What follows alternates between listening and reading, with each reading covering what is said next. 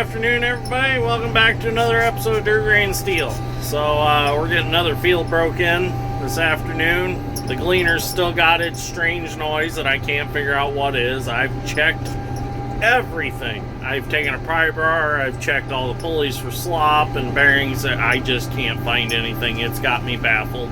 I've taken belts off and spun stuff, and I thought it was a chopper. I thought it was a cylinder.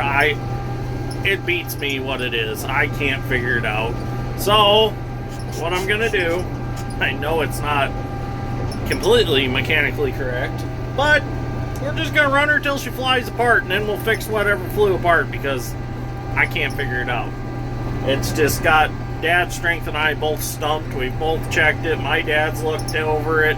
Just can't figure out what's going on. So, the old saying, kill or cure.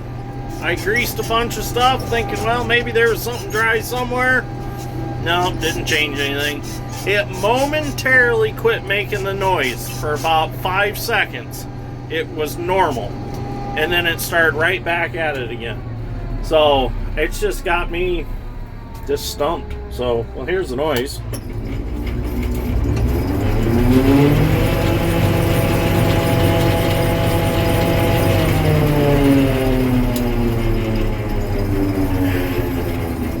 Not quite sure. It sounds like it's in the cylinder. I thought it was the cylinder bearings. They're tight. They don't get hot. Nothing's getting warm. I thought there was something stuck in the cylinder, like a chunk of wood or something.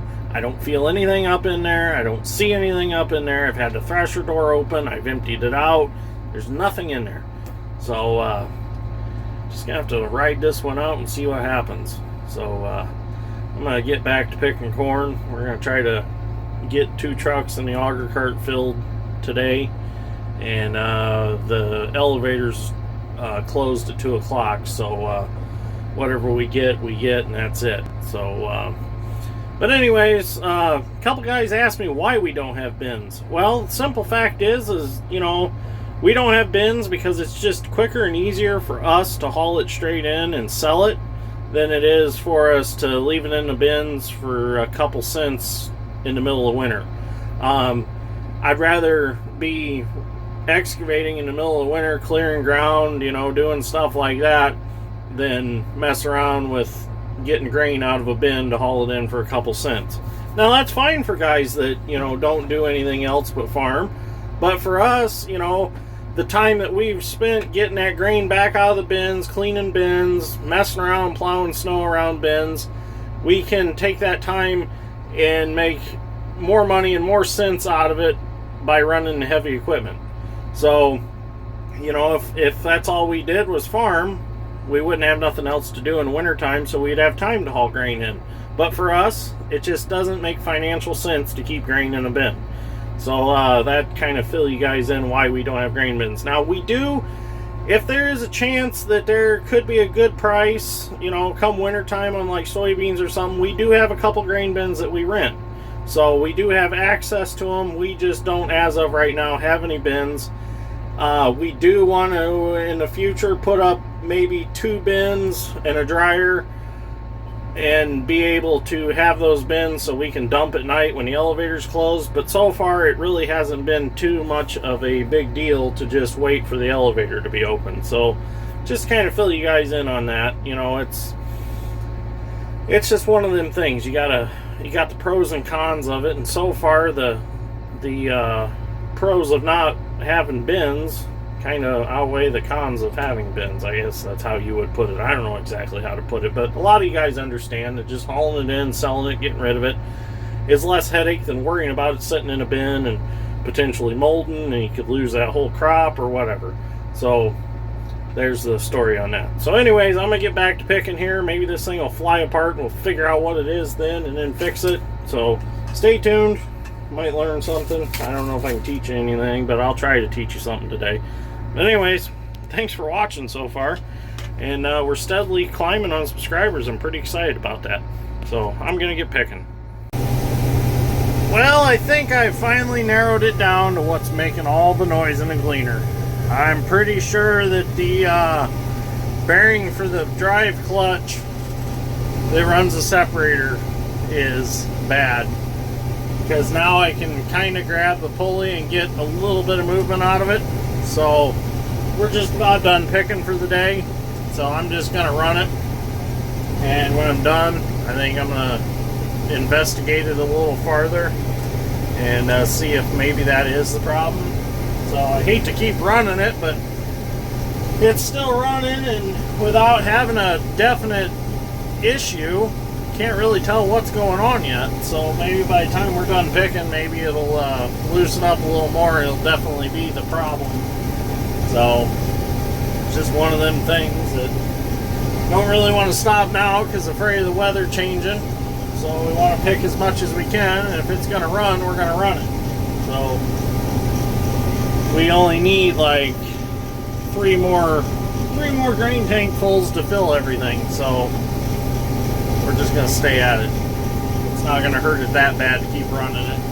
And if it does, Worthington Ag Parts has like 5 or 6 combines with them clutches on them and pulleys, so I'm not too worried about it. I'll just go get one, swap it out, and be done with it. So, well, I'm going to get back to picking.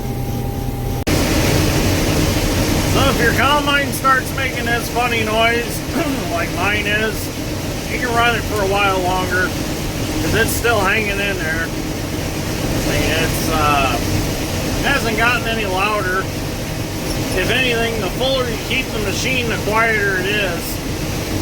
So hopefully it'll last a couple more rounds.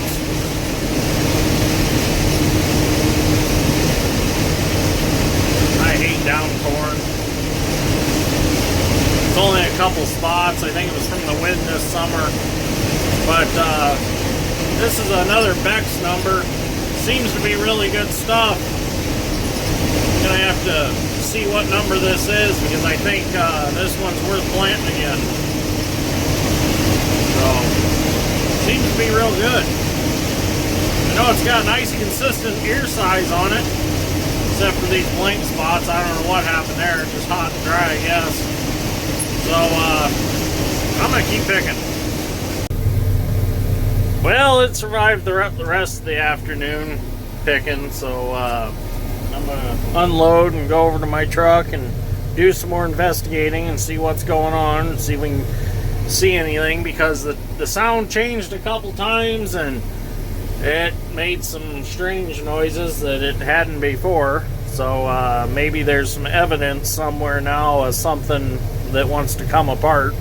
So we'll see. So I was really hoping for just catastrophic failure, but that just didn't happen, unfortunately. So I mean, well, I don't want it to be a huge failure, but I'd like to at least see a pulley fall off or something, so that, you know, it's like, hey, look here, right here's the problem. So we'll figure it out, though. I got a suspicion it's that clutch. I think that pulley's got some movement in it, but I want to take the belt off and really see if I can get some movement out of it. It's just kind of tough to do it with the belt on it, so maybe if we get that belt off, we'll be able to tell more. So we're going to do that here in a few minutes. Well, there's still no evidence of any messed up bearings or anything. Everything is tight. Everything is no movement. Well, there's just a little bit of movement in this pulley right here. If you hit it, it moves just a hair. But oh, dusty. But there's just nothing that seems to be bad. So I don't know what to do with it. I guess I'll just keep running it tomorrow and see if something does fly apart. Because at this point, I just can't find anything wrong. I mean, look up in there. Everything is, there's no, well,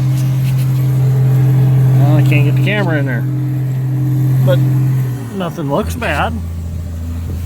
So, I don't know. No bearing material, no nothing. Just strange. I don't know. So we're gonna head home for the day because everything's full. So we're just gonna take the trucks and go home, and that'll be it for today. So if you like this episode of Dirt Grain Steel, give me a like and subscribe. If you have any idea what this sound is, Any of you Gleaner guys that ever run one of these and heard that sound, I'd appreciate it if you let me know. Help me find it. I mean, everything's tight here. I took the bearing off, or I took the belt off the chopper, run it, still vibration. So I don't get it, but I'll eventually figure it out.